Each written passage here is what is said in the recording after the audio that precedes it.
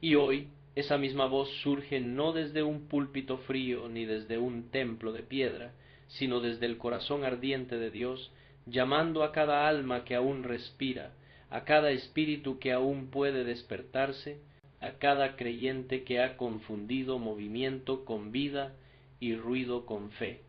Porque hay millones que pronuncian su nombre, pero sólo unos pocos son reconocidos por él. El cielo no está impresionado por multitudes, está buscando corazones. No mira la asistencia, mira la obediencia. No mide cánticos, mide transformación. No examina labios, examina la vida interior donde nadie más puede entrar. Y desde esa profundidad eterna surge la pregunta que divide a la humanidad más que cualquier frontera, más que cualquier doctrina, más que cualquier iglesia. ¿Quién eres tú realmente delante de Dios? Porque entre millones que lo llaman Señor, sólo unos pocos han sido reconocidos como verdaderamente suyos, no por sus obras, sino por su corazón, no por su fuerza, sino por su quiebre, no por su perfección, sino por su rendición, no por su apariencia, sino por su realidad. La vida interior es el territorio secreto donde viven tus pensamientos no dichos, tus deseos no confesados, tus batallas más feroces. Es el altar donde Dios decide si el fuego caerá o no. Allí no hay máscaras, no hay aplausos, no hay reputación que defender, solo hay verdad. Y la verdad, cuando se presenta ante la santidad de Dios, nunca queda intacta. O se rinde o se resiste, o se quiebra o se endurece, o despierta o muere. Por eso, mientras escuchas este mensaje, no estás entrando en un sermón, estás entrando en un juicio lleno de misericordia, sí, pero un juicio real donde tu alma es pesada en balanza eterna. Y mientras esa balanza se mueve, mientras el Espíritu examina los rincones donde tú mismo evitaste mirar, comienza a revelarse una realidad que la multitud no quiere escuchar. No todos los creyentes son iguales delante de Dios. No todos los que oran conocen su voz. No todos los que leen la Biblia están siendo transformados por ella. No todos los que sirven viven rendidos. No todos los que cantan caminan en santidad. No todos los que confiesan a Cristo han sido formados por Cristo. Y aunque millones lo invocan, solo unos pocos tan pocos, tan sorprendentemente pocos son llamados por el cielo mis hijos. Porque Dios no reconoce a las multitudes, reconoce a los transformados, reconoce a los moldeados por su mano, a los quebrantados por su luz, a los refinados por su fuego, reconoce a los que se han postrado hasta que su orgullo murió, a los que han llorado hasta que sus máscaras cayeron, a los que han caído 1000 veces, pero se han levantado 1000 veces en su gracia. Reconoce a los que han sido despojados de su propia gloria para llevar la suya. Reconoce a los que han pasado por temporadas donde la oscuridad parecía interminable, pero aún así permanecieron porque sabían que el pastor estaba allí, aun cuando no lo sentían. Y aquí comienza la revelación que arde. Entre millones, Dios reconoció a solo 3 tipos de creyentes. No 3 títulos, no 3 ministerios, no 3 vocaciones, sino 3 corazones. 3 estados del alma, 3 respuestas al llamado eterno. No lo nombraremos ahora con palabras humanas, porque antes de darles nombre, Dios quiere darte luz, porque si escuchas solo para aprender, serás uno más entre la multitud, pero si escuchas para transformarte, serás contado entre los reconocidos. El hombre puede engañarse a sí mismo acerca de su fe, pero no puede engañar su propio interior. Puede levantar manos mientras su corazón está lejos. Puede predicar mientras su alma está vacía. Puede servir mientras su carne gobierna, no en los escándalos públicos, sino en tus pensamientos protegidos. No en la sombra del mundo, sino en la sombra de tu propio corazón. El pecado es un artesano silencioso que trabaja mientras tú duermes, que moldea tus inclinaciones, que te toma de la mano y te lleva a lugares donde nunca pensaste ir. Y hasta que no lo enfrentas dentro, nunca lo vencerás fuera. Pero allí también vive otra realidad más poderosa, la gracia. No una gracia barata que disculpa tu carne, sino una gracia ardiente que la crucifica. No una gracia que te acaricia para que duermas, sino una gracia que te despierta para que vivas. No una gracia que te permite esconder tu oscuridad, sino una gracia que te da valor para traerla a la luz. No una gracia que ignora tu miseria, sino una gracia que la transforma en testimonio. Esa gracia no te deja igual, no te deja tranquilo, no te deja complaciente. Esa gracia te persigue, te inquieta, te atraviesa, te quiebra, te reconstruye, y cuando cae sobre ti, caen también tus excusas. Es esa gracia la que Dios usa para moldear, como un alfarero que conoce la fragilidad de la arcilla, y aún así decide trabajarla con paciencia eterna. A veces el alfarero presiona donde duele, a veces rompe lo que tú pensabas perfecto, a veces derrumba la vasija que te hacía sentir seguro, pero no lo hace para destruirte, lo hace porque ve en ti una forma que tú no puedes ver todavía. Ve en ti la imagen de su Hijo, ve en ti el Cristo que aún no ha sido formado, y Él no descansará hasta que lo que está dentro de ti refleje lo que Él soñó antes de que nacieras. Y mientras esa obra empieza, mientras la luz ilumina, mientras el fuego purifica, tu alma comienza a comprender que lo más glorioso que le puede ocurrir a un ser humano no es ser exitoso, ni admirado, ni fuerte, ni talentoso, sino ser reconocido por Dios. Y mientras esta verdad se extiende sobre ti como un manto pesado y luminoso, comienzas a sentir que algo en el ambiente espiritual cambia. Ya no estás simplemente escuchando, estás siendo examinado. Ya no estás oyendo palabras, estás siendo atravesado por ellas. La presencia de Dios, esa presencia que no acepta superficialidad ni apariencia, empieza a rodearte como una tormenta que se reúne lentamente antes del primer trueno. No viene para destruir, sino para revelar. No viene para humillar, sino para despertar. No viene para aplastar, sino para convencerte de que el camino hacia la vida pasa inevitablemente por la muerte del yo.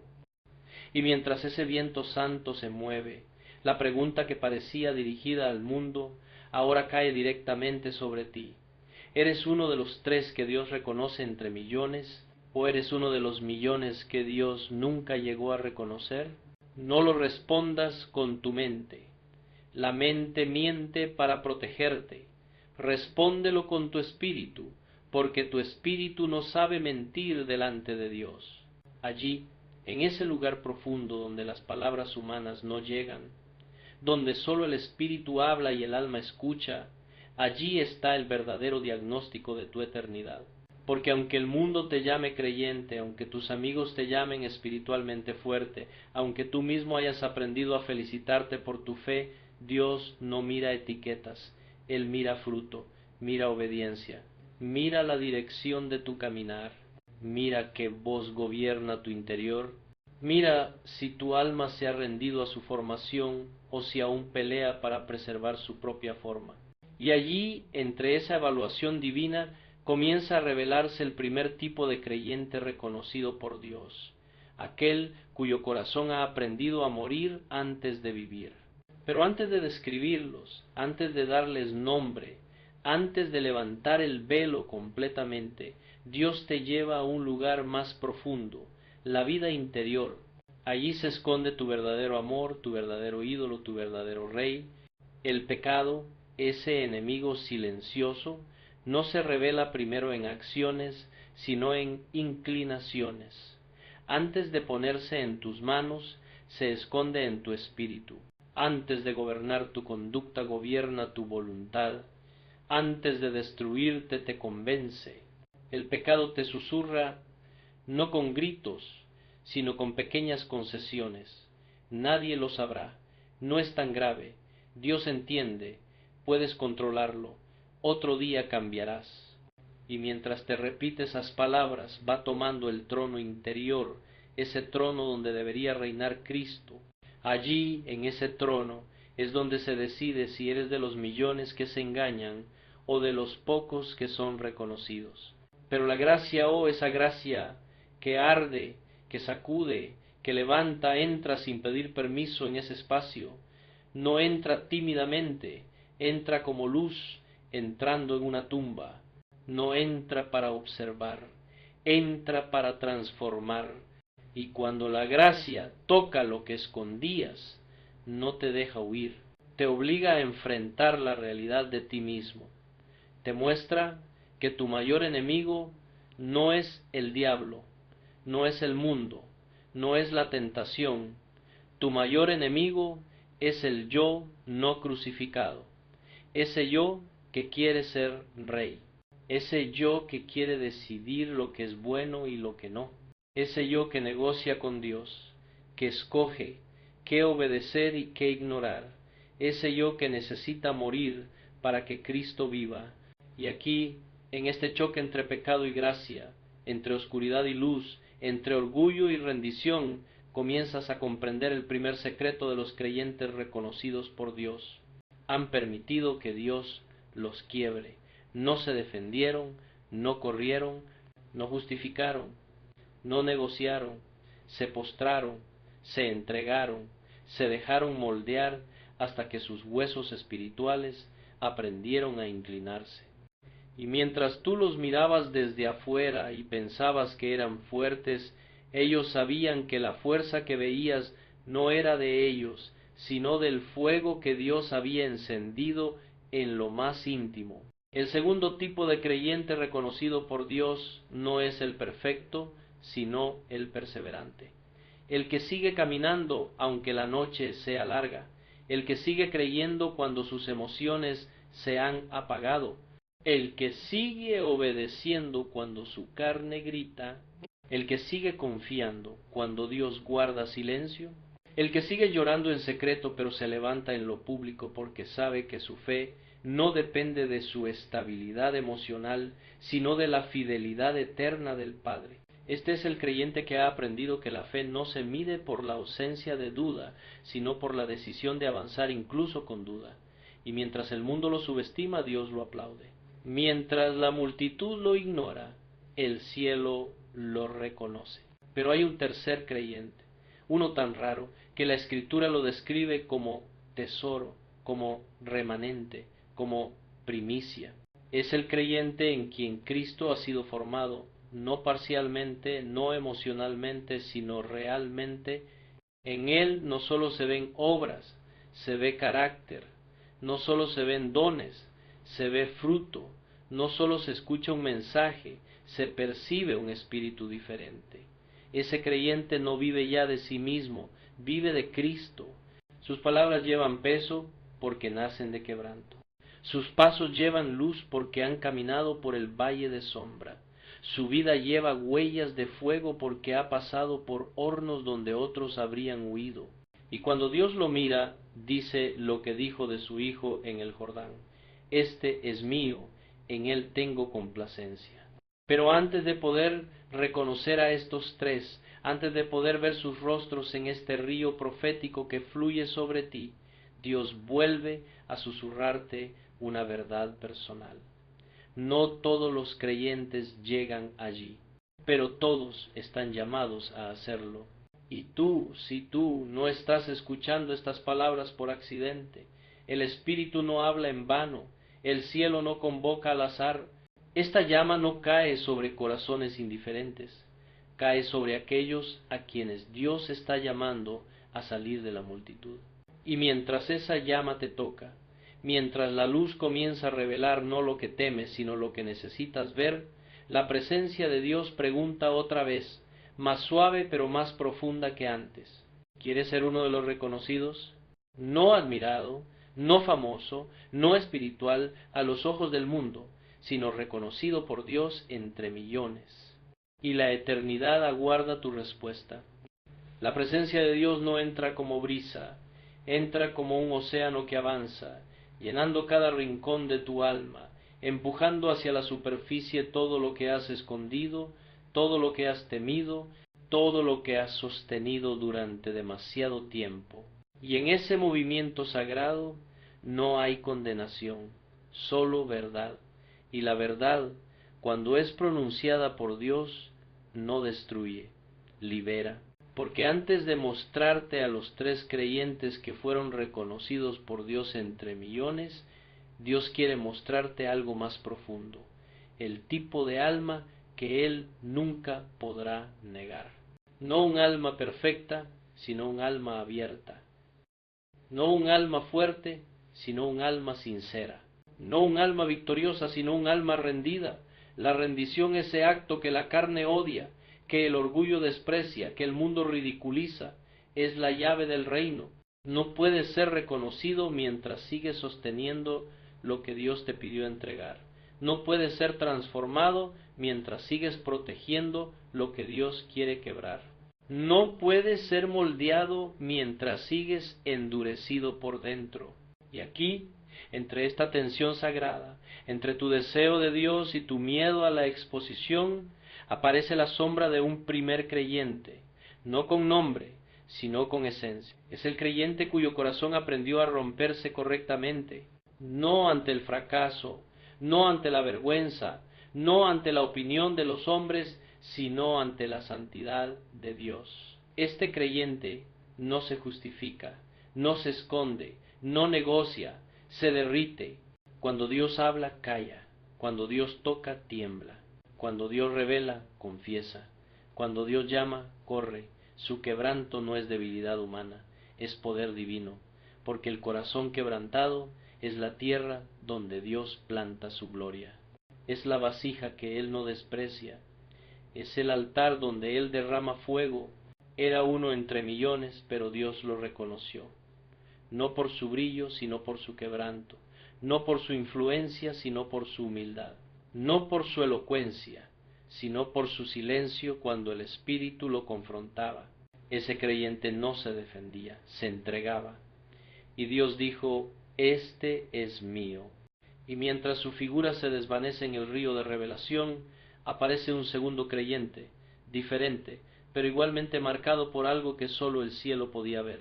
Este no era el más talentoso, ni el más visible, ni el más elogiado, a veces incluso era el más ignorado, pero mientras otros buscaban lo espectacular, él buscaba lo eterno. Mientras otros servían para ser vistos, él servía para obedecer. Mientras otros caminaban cuando el camino era fácil, él caminaba cuando todo dentro de él quería detenerse. Fue probado por noches largas, fue probado por silencio, fue probado por pérdidas que habrían quebrado a muchos, pero no retrocedió, no abandonó, no renegó, persistió. Y esa persistencia, esa fe que respira aun cuando el aire es escaso, ascendía al cielo como incienso agradable. Era uno entre millones, pero Dios lo reconoció. No por su éxito, sino por su perseverancia. No por sus logros, sino por su fidelidad en lo invisible. No por el tamaño de su ministerio, sino por la constancia de su corazón. Y Dios dijo: este es mío, el tal es. Y mientras esa segunda figura se aleja como un eco que aún vibra en tu espíritu, se levanta el tercero, el más raro, el más inexplicable, el más precioso. Este es el creyente en quien Cristo no sólo fue recibido, sino formado. No vivía ya para sí. Sus deseos parecían haber sido reemplazados por los de Cristo. Su carácter llevaba marcas que no venían del temperamento, sino del espíritu. Lo que lo distinguía no era un don, sino una naturaleza nueva. No un llamado, sino una semejanza. No una plataforma, sino una vida. Había sido llevado al horno de la aflicción, al campo de la obediencia, al valle de la humillación. Había llorado lágrimas que nadie vio, entregado sueños que nadie conoció, renunciado a cosas que nadie celebró. Y en ese proceso silencioso, Cristo tomó forma dentro de él, no una parte de Cristo, sino la vida completa, no un eco sino un reflejo, no un concepto sino una realidad. Era uno entre millones, pero Dios lo reconoció. ¿Eres el quebrantado que deja que Dios haga lo que quiera? ¿Eres el perseverante que sigue caminando aun cuando no entiende? ¿O eres aquel en quien Cristo ya está siendo formado? Pero el mensaje no termina ahí, porque el cielo no solo pregunta, también llama. Dios no solo examina, también invita, y ahora te invita a salir de la multitud, a salir de la tibieza, a salir del autoengaño, a salir de la religión sin transformación, a salir del cristianismo, que es rutina pero no fuego, a salir de la fe que es hábito pero no vida, a salir de la apariencia que impresiona a los hombres pero que no conmueve al cielo. Y mientras la invitación se abre ante ti como una puerta de luz, el Espíritu te acaricia el alma con una verdad que quiebra cualquier excusa.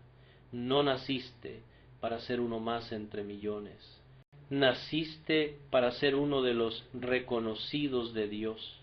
Y si sientes esa llama, si sientes ese temblor, si sientes ese tirón interno como si el cielo tirara de un hilo invisible dentro de ti, entonces el proceso ya comenzó. Y lo que comenzó en quebranto terminará en gloria. Y mientras la llama arde más profundamente dentro de ti, mientras tus defensas se derriten como cera ante la mirada penetrante del Altísimo, algo comienza a moverse en las cavernas más antiguas de tu alma.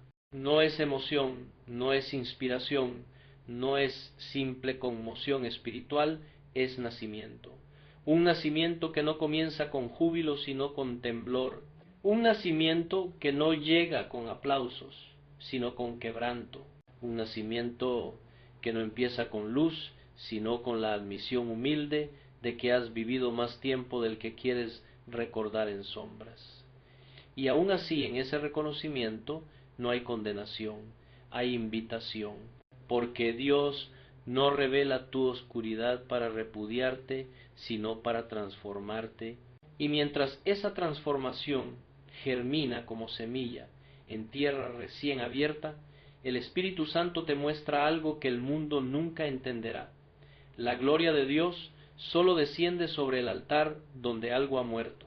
Ningún fuego cae sobre lo intacto, ninguna unción fluye sobre lo orgulloso, ninguna presencia visita lo cerrado, ningún avivamiento se enciende en un corazón que se rehúsa a inclinarse.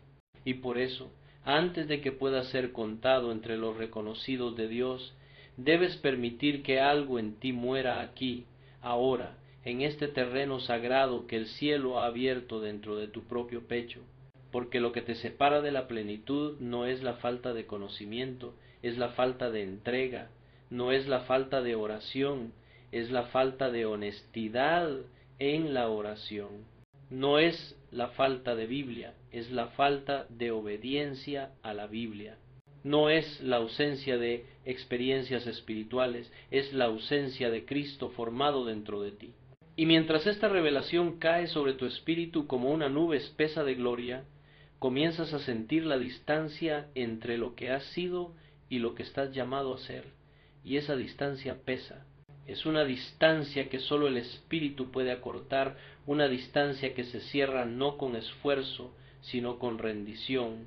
Y allí, mientras te inclinas ante la presencia que lo envuelve todo, escuchas la pregunta que marca el inicio de la resurrección interior. ¿Estás dispuesto a morir? No a morir físicamente, sino a morir al yo, a morir al orgullo que ha gobernado tus decisiones, a morir a las heridas que has usado como muletas, a morir a los ídolos que todavía ocupan un rincón de tu corazón, a morir al deseo de controlar tu vida, a morir al miedo que te ha mantenido tibio, a morir al pecado que has tolerado bajo excusas, porque nadie puede vivir en Cristo hasta que el yo deja de respirar. Y mientras esa pregunta se asienta como un sello divino sobre tu espíritu, sientes algo extraño, una mezcla de temor y anhelo, temor de soltar lo conocido, anhelo de abrazar lo eterno, temor de perder tu identidad, anhelo de encontrarla en Cristo, temor de lo que Dios te pedirá. anhelo de lo que Dios te dará, no reconoce a los autosuficientes, reconoce a los que se despojan, no reconoce a los que se llenan, reconoce a los que se vacían. Y mientras comienzas a soltarte, mientras tus manos espirituales dejan ir lo que habías apretado por años, escuchas el sonido silencioso de cadenas cayendo al suelo. La primera cadena en romperse es la del engaño, la creencia de que bastaba con ser mejor que los demás, con evitar los pecados visibles, con mantener una vida moral. Esa cadena se quiebra cuando descubres que Dios no compara tu vida con la de otros, sino con la vida de su Hijo, y ante esa medida eterna toda justicia propia se hace polvo, y cuando ese polvo se levanta y se desvanece, aparece la primera chispa de humildad verdadera, la humildad que abre el cielo. La segunda cadena en romperse es la del miedo, el miedo a ser visto, a ser conocido, a ser expuesto, ese miedo que ha detenido tu crecimiento más que cualquier pecado, ese miedo que te susurra que si Dios realmente te mira, se apartará. Pero cuando el Espíritu saca tu alma a la luz y no se aparta, no retrocede, no se escandaliza, sino que te abraza con misericordia eterna, el miedo pierde poder, pierde veneno, pierde voz. Y tú comienzas a ver que no hay libertad más grande que la de ser completamente conocido y completamente amado al mismo tiempo. La tercera cadena en romperse es la de la tibieza, esa complacencia peligrosa que se conforma con asistir, escuchar, orar por obligación y vivir sin transformación. La tibieza es el enemigo más silencioso, el verdugo más gentil, la anestesia que adormece mientras tu alma se desvanece. Pero cuando la presencia de Dios entra como fuego, no como caricia, la tibieza se derrite, y donde antes había indiferencia, ahora hay hambre, donde antes había apatía, ahora hay clamor, donde antes había hábito, ahora hay pasión, donde antes había costumbre, ahora hay sed. Y cuando esas cadenas se rompen una tras otra, como eslabones que se rinden ante un poder mayor, algo en ti cambia de forma irreversible. No te vuelves perfecto, te vuelves vivo, no te vuelves impecable, te vuelves sensible al Espíritu.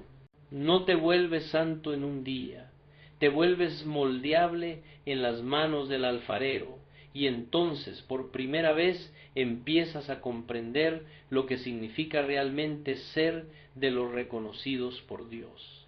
Porque ser reconocido no es un título, es una naturaleza, no es un logro, es una obra divina, no es una elevación, es una rendición. Y mientras el Espíritu continúa soplando sobre ti, como aquel soplo que dio vida al primer hombre formado del polvo, comienzas a sentir que el Cristo vivo está tomando espacio dentro de ti, un espacio que antes ocupaban tus deseos, tus temores, tus heridas, y en ese nuevo espacio, donde antes reinaba tu voluntad, ahora comienza a levantarse su voluntad. Allí donde antes había ruido, ahora hay dirección. Allí donde antes había ansiedad, ahora hay confianza. Allí donde antes había tinieblas, ahora la luz empieza a reclamar territorio. Y esa luz que no pide permiso, que no negocia, que no se detiene, que no retrocede, que no se apaga, esa luz es la señal de que Dios ya ha comenzado a reconocerte.